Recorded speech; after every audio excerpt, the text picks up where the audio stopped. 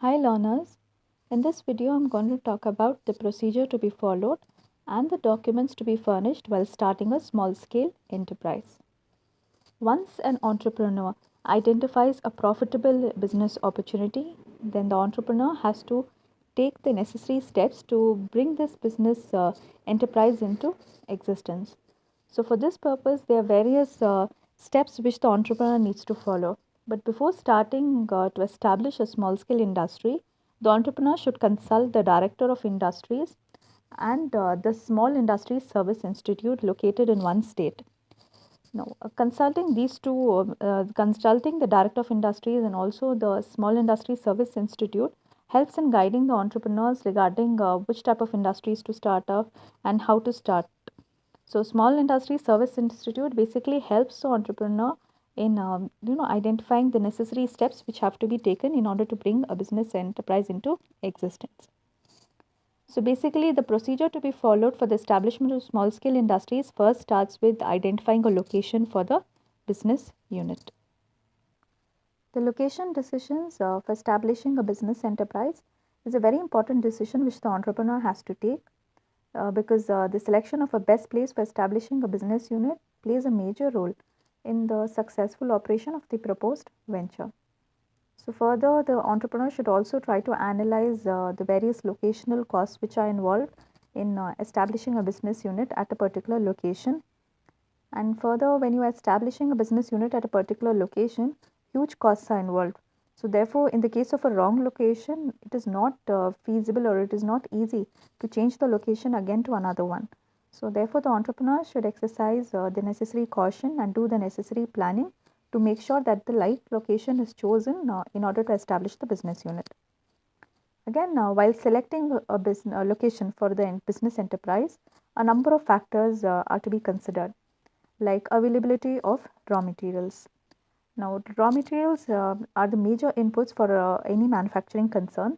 So, therefore, while selecting a suitable location for a manufacturing unit, the entrepreneur should make sure that the unit is located at a place where the availability of raw materials is easy, or it is near to the source of availability of raw materials.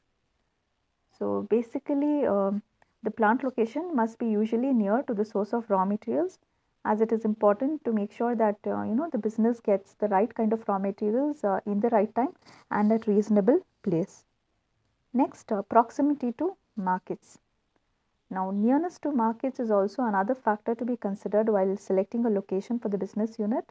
Now, the reason why a plant location must be near the business unit is because a business unit depends on a market for selling its goods and services, and the goods and services should also, must reach the market on time, or it must be available to the customer at low prices.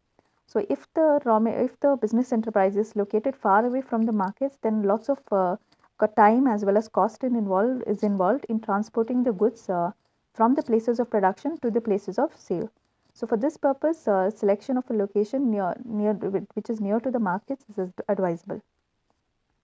The next factor to be considered is infrastructural facilities.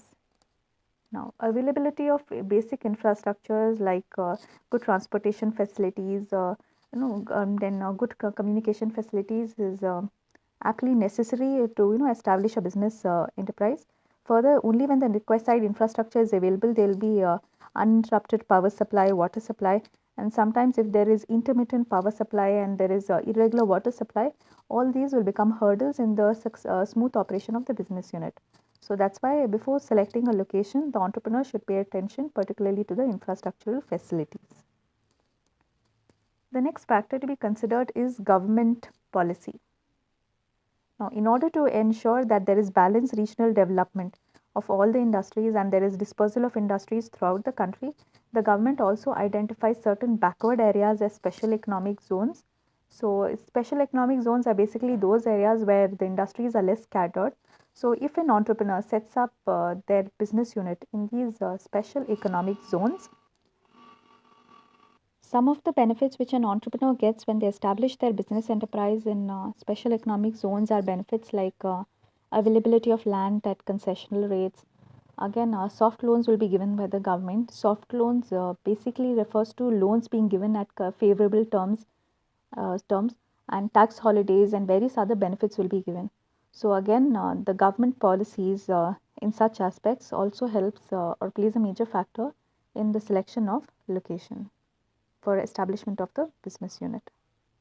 The next factor to be considered is availability of manpower.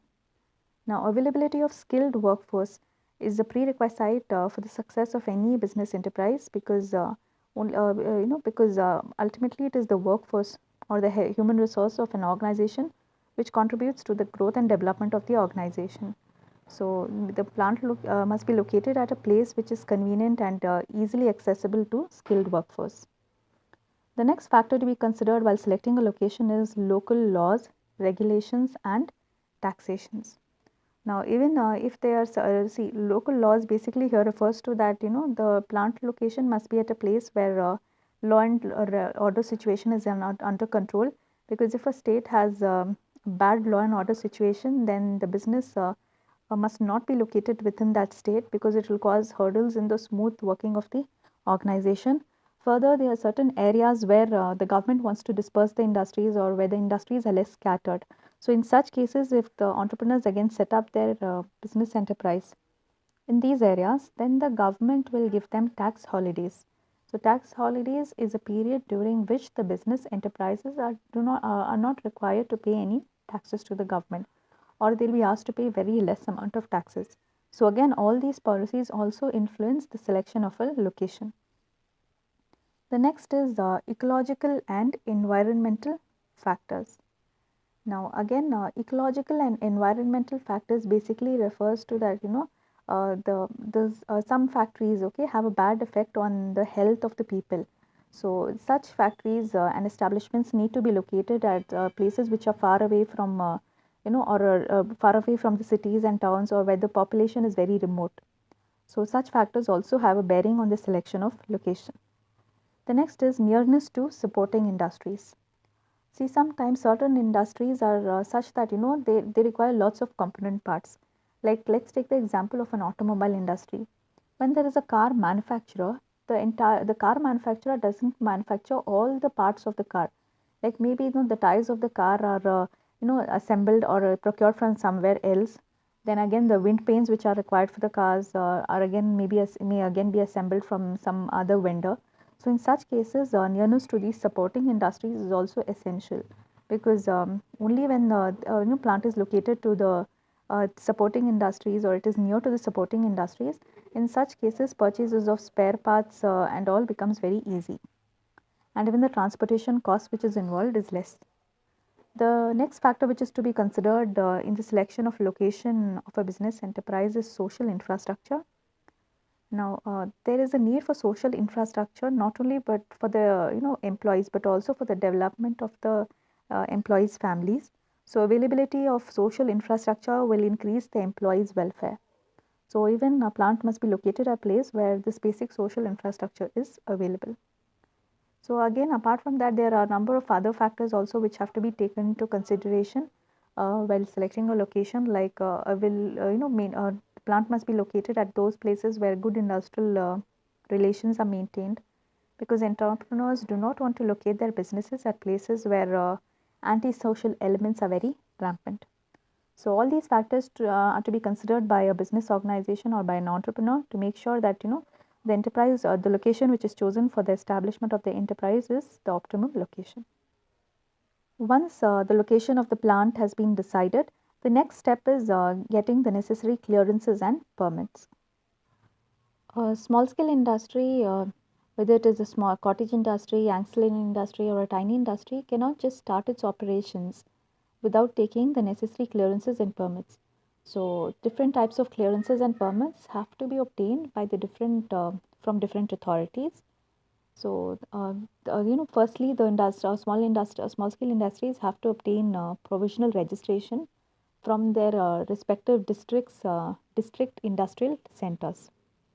The next thing is, apart from getting provisional registration from the district industrial centers, various other clearances have to be obtained. Now, first clearance is in respect of land and or location. Now, in the case of land or location, environmental clearances from the government of India has to be obtained. Again, the no objection certificate from the Pollution Control Board has to be obtained. In the case of change of land for use, okay, from okay, so if it's a land which is not fit for district or industrial use, but still the land is being used for industrial use. In such case, the requisite permission from the district collector has to be obtained, and also permissions or clearances from the urban development authorities of the respective states or towns and cities have to be obtained, and exemptions from the urban land ceiling should also be obtained. So apart from that, the next thing is in the case of buildings, permission for building layout has to be obtained from the respective municipalities or town and planning departments. So and also from the urban development authorities. The next thing is plant and machinery. Now, if there is any machinery which has to be procured from outside the country, or which has to be imported, then permission from the government has to be obtained. Apart from that, certain plant and machineries also require approval of layouts which have to be taken from the Department of Factories and Boilers. Next, plant and machinery. Now, approval of layouts has to be taken in the case of like I just mentioned, in the case of plant and machinery, you need to obtain the permissions when you are establishing big boilers in a factory. The next thing is in the case of raw materials, permissions for usage of scarce raw materials like coal, molasses, should also be obtained from the respective industries department. Then power. Now, power feasibility from state electric boards has to be obtained, and agreement should also be made with the private power producers to purchase power from private generating stations. The next thing is water. Again, the requisite supply from the state irrigation department for bulk consumption should be obtained, and supply from state governments authorities in the case of industrial parks has to be obtained. Whenever a small scale industry is being established, the requisite licenses from the respective central and state governments need to be obtained. However, it is open to any entrepreneur to start up an industrial unit in the small scale sector, and no formal permission from the central or the state governments is necessary for this purpose. In case the industries are employing workers who are less than 100 in number, and also have investments in fixed assets which is less than 10 lakhs. In such case, the prior obtaining a license from the Industries Development and Regulation Act under the act is not necessary. However, small scale units have to conform to various rules and regulations which is prescribed by the state as well as local authorities, and under various acts like the Factories Act, then we have Commercial Establishments Acts and Town Planning Rules. So whether a small scale industries requires licenses or not, but all small scale industries, whether the investment is less than 10 lakhs or more, need to comply with the various laws. And again, in the case of power looms, they do not come under the purview of small scale industries. So therefore, whenever a power loom is being installed, the prior permission of the Textile Commissioner of the Government of India is required. The next step is registrations. Now, all small scale units as existing small scale units as well as new units, okay, which are employ more than 10 workers should get themselves registered with the Director of Industries under the Industries Development and Regulation Act. Such registrations with the Director of Industries and Small Industries Service Institute will be of consideration and help to the small scale units in obtaining financial assistance from the government, and also when they require machinery which is to be purchased on hire purchase basis from the National Small Industries Corporation. So obtaining the necessary registrations will help the small scale industries in getting financial assistance, and also in getting assistance in the supply of controlled raw materials and various other facilities. Lastly, the small entrepreneur should also conduct a feasibility analysis or give a report on the feasibility analysis. Now, feasibility analysis basically refers to a study which is aimed at understanding the profitability and practicability of the proposed plan. So basically, a feasibility report is a report of a new enterprise or it can also be a report of an existing enterprise in the case The existing enterprise is planning and expansion, which in general provides the primary economic information, the financial data of the proposed business enterprise, and also the technical details. Now, a feasibility analysis basically includes four main components, that is market analysis, technical analysis, financial analysis, and social feasibility analysis. Now, a market analysis basically refers to the idea of conducting a survey to find out the, or conducting a survey, or it could also mean a method of screening a project idea in terms of the feasibility in terms of the market. The next thing we have is in case of a market analysis, a brief description of the total market, including the total market in terms of the number of customers, has to be obtained. Then further an analysis of the past and present demand should be obtained, and analysis of the past and present supply of the various products in the market, which the which is relevant to the business enterprise, needs to be obtained. So basically, in the market analysis, the entrepreneur tries to analyze the probable demand for the products of the business enterprise.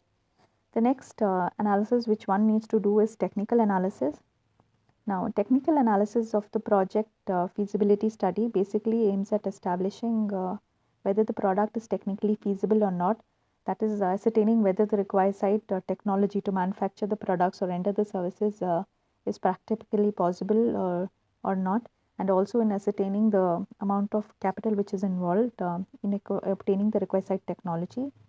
So basically, a technical analysis should contain a review of the techniques or processes to be applied while carrying out manufacturing or while rendering a service. Further, in the case of technical analysis, a description about the product, about the selected manufacturing process, the plant size and production schedule should also be given, and the details should be given regarding the machinery and the equipments which are to be used in the manufacturing process. Further, in the technical analysis, details about the raw materials to be used should also be given, and estimate of the labor requirement should also be made. The next component of project feasibility analysis is financial analysis. So basically, financial analysis is conducted so that the project may be evaluated in terms of the commercial profitability of the project. So while conducting financial analysis, a risk analysis may also be conducted, and to ascertain the risk component in the business enterprise. And financial analysis should include it should be done for all projects, whether it is for new companies or for also for companies which are proposing an expansion in their business activities. And basically, financial aspects of the business relate to the total amount of capital required, the sources of finance, the cost of capital, and its implication of business. So an analysis of all these issues will indicate whether a business is financially viable or not. And the project should also conduct a social feasibility analysis. Now, basically, social feasibility analysis refers to assessing the usefulness of the proposed business both for the entrepreneur as well as the society. So, any activity which is against the interests of the society cannot be pursued. So, to assess the feasibility, social cost benefit analysis has to be made, and basically the social cost benefit analysis considers factors like estimation of costs and benefits which accrue both to the individual members of the society, like the consumers, the suppliers, and the costs and benefits which would accrue to the entrepreneur should also be ascertained. So basically, in social feasibility analysis, the entrepreneurs have to study the problem of social economy so as to know how their business would help the society in enhancing their social values and returns. So these are the various procedures to be followed in the establishment of a small scale industry.